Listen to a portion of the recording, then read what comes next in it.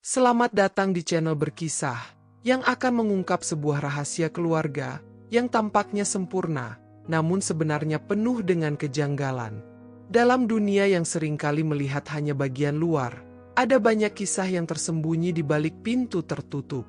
Jika kamu pernah merasa ada yang tak beres meskipun semua tampak baik-baik saja, mungkin kamu bisa menemukan dirimu dalam cerita ini.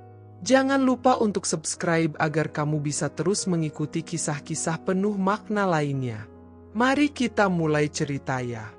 Di lingkungan tempat mereka tinggal, keluarga Pak Bayu dan Bu Rina dikenal sebagai keluarga yang hampir tidak bercelah. Rumah mereka berdiri megah di ujung gang, dicat putih bersih dengan taman mungil yang selalu tertata rapi. Setiap pagi, Bu Rina tampak menyapu halaman dengan senyum ramah, menyapa para tetangga yang lewat. Pak Bayu, seorang dosen di universitas ternama, kerap terlihat membonceng anak-anaknya ke sekolah dengan sepeda motor tua yang masih kinclong. 3 anak mereka, Arya, Intan, dan Naya pun dikenal sopan, pintar, dan aktif di kegiatan masjid. Warga sekitar sering menjadikan keluarga ini sebagai panutan. Tak jarang, mereka disebut sebagai keluarga yang serba ideal. Namun, idealisme itu hanya sampai di ambang pintu. Ketika pintu rumah tertutup, suasana berubah drastis. Tidak ada lagi senyum atau tawa yang menghangatkan ruangan. Yang ada hanyalah hening yang menyesakkan, seperti udara dingin yang menelusup di musim hujan. Seringkali suara-suara bentakan atau tangisan lirih terdengar dari balik dinding, tapi tak pernah cukup keras untuk menimbulkan kecurigaan. Mungkin cuma anak-anak bertengkar, pikir para tetangga. Tak seorang pun menyangka bahwa rumah yang kelihatan damai itu adalah panggung dari sandiwara panjang tentang kebohongan, luka batin, dan keputusasaan yang dalam. Arya, sebagai anak sulung, tahu bahwa ia tidak boleh menunjukkan kelemahan. Dari kecil, ia diajari untuk menjaga nama baik keluarga. Tapi nama baik itu adalah beban besar yang membuatnya merasa seperti boneka yang digerakkan oleh ekspektasi. Ayahnya, Pak Bayu, memiliki 2 wajah. Di luar rumah, ia adalah sosok inspiratif, cerdas, religius, disegani. Namun di rumah, ia sering pulang larut malam dengan aroma alkohol yang menyengat dan mata merah menahan amarah. "Kamu kenapa lihat-lihat? Hah?" bentaknya suatu malam saat Arya tanpa sengaja menatapnya lebih dari 5 detik. Tangannya nyaris melayang, tapi tertahan di udara. Arya hanya menunduk. Jantungnya berdetak kencang. Sementara Bu Rina, ibunya, bukan sosok yang kejam. Tapi ia terlalu sibuk menjaga citra, keluarga, hingga mengabaikan luka-luka yang dialami anak-anaknya. Ia tahu suaminya bukan orang baik di rumah, tapi memilih diam. "Sudahlah, jangan besar-besarkan masalah. Papa kamu juga kerja keras untuk kita," ucapnya dengan nada yang memaksa. Arya ingin berteriak bahwa itu bukan alasan, tapi mulutnya tak mampu mengeluarkan suara. Setiap hari, ia menahan semua yang dilihat dan dirasakannya sendiri. Luka batin itu menumpuk, mengeras jadi dinding dingin dalam hatinya. Di sekolah, Arya menjadi siswa teladan. Ia pintar, sopan, dan selalu siap membantu siapapun. Guru-guru menyukainya. Teman-temannya menghormatinya. Tapi di balik kebaikan itu, ia memikul beban yang tidak diketahui siapapun. "Kamu tuh beruntung banget, ya. Punya keluarga utuh, orang tua harmonis," ujar Nina, teman sebangkunya, suatu hari. Arya hanya tersenyum sambil mengangguk. Tapi dalam hati, ia merasa seperti sedang menipu dunia. Tidak ada harmoni dalam rumahnya, yang ada hanyalah keheningan yang dipenuhi ketegangan dan kepura-puraan. Setiap malam, Arya kesulitan tidur. Ia terjaga oleh suara-suara samar, tangisan ibunya di kamar sebelah, suara pintu dibanting, atau derap langkah ayahnya yang berjalan mondar-mandir. Suara-suara itu seperti jarum yang menusuk telinganya. Ia ingin pergi, kabur, atau setidaknya berteriak untuk minta tolong. Tapi kepada siapa? Dunia hanya melihat topeng yang sempurna. Tak ada yang peduli pada anak laki-laki yang terlihat bahagia di luar, tapi terluka diam-diam di dalam. Suatu malam, saat hujan deras membasahi atap rumah mereka, Naya, adik bungsunya, masuk ke kamar Arya tanpa suara. Bocah berusia 9 tahun itu berdiri di ambang pintu dengan mata merah dan hidung berair. "Kak!" Suaranya nyaris tak terdengar. "Aku capek pura-pura bahagia." Kata-katanya menohok seperti petir yang menyambar dada Arya. Ia terpaku, tak mampu menjawab. Naya lalu berjalan pelan, memeluk Arya dari samping, dan menangis tanpa suara. Arya memeluk adiknya erat, mencoba mengalirkan kekuatan yang ia sendiri tidak punya. Ia tahu bahwa Naya terlalu kecil untuk menanggung beban sebesar ini. Tapi sayangnya, di rumah ini tidak ada tempat yang aman, bahkan untuk seorang anak kecil. "Maaf, ya, Nay. Kakak juga bingung harus gimana," bisik Arya dengan suara gemetar. Mereka hanya diam, saling memeluk dalam sunyi, diiringi suara hujan yang seperti ikut menangisi luka mereka. Keesokan harinya, saat Arya mencoba membicarakan hal itu dengan ibunya, ia justru mendapat teguran.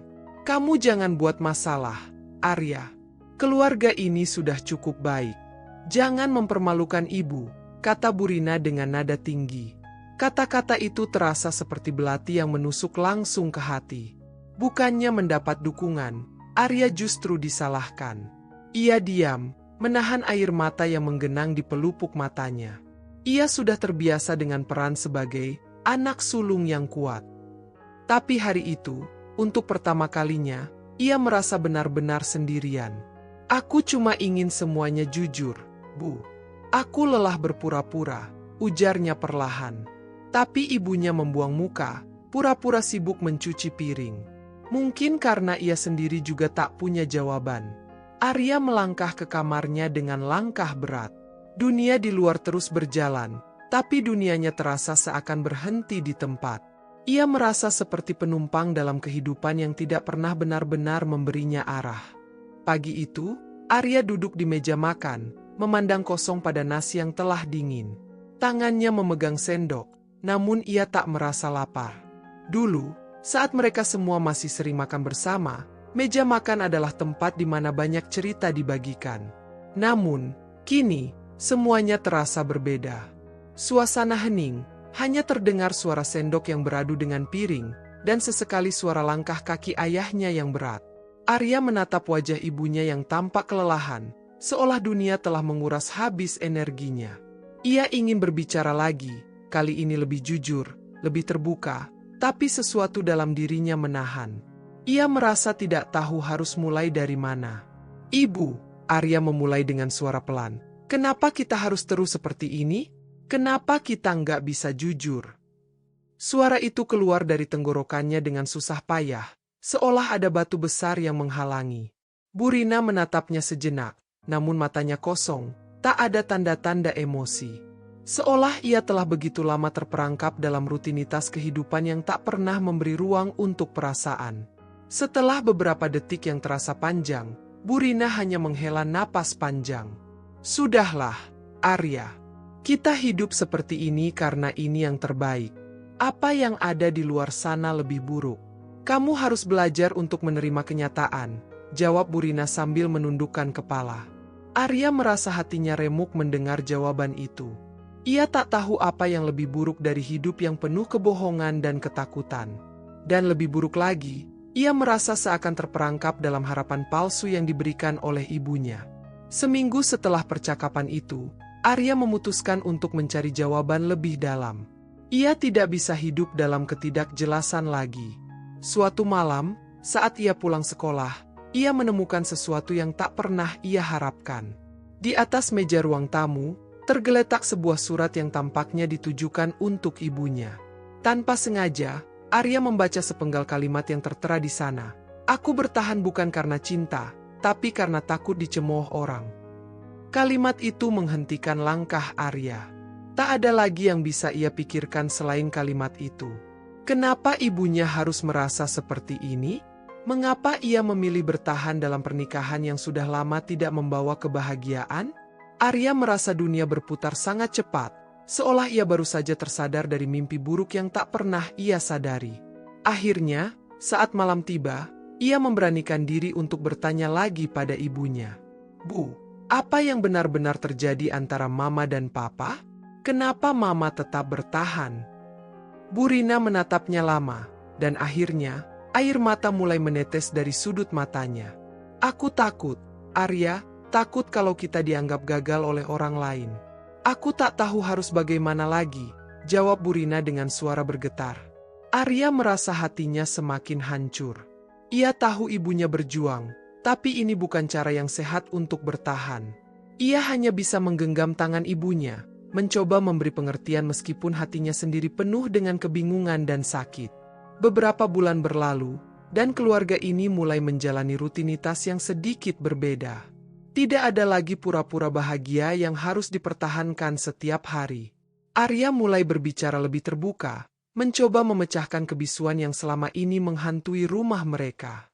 Meskipun situasi di rumah tetap jauh dari sempurna, setidaknya ada ruang untuk kejujuran yang belum pernah ada sebelumnya.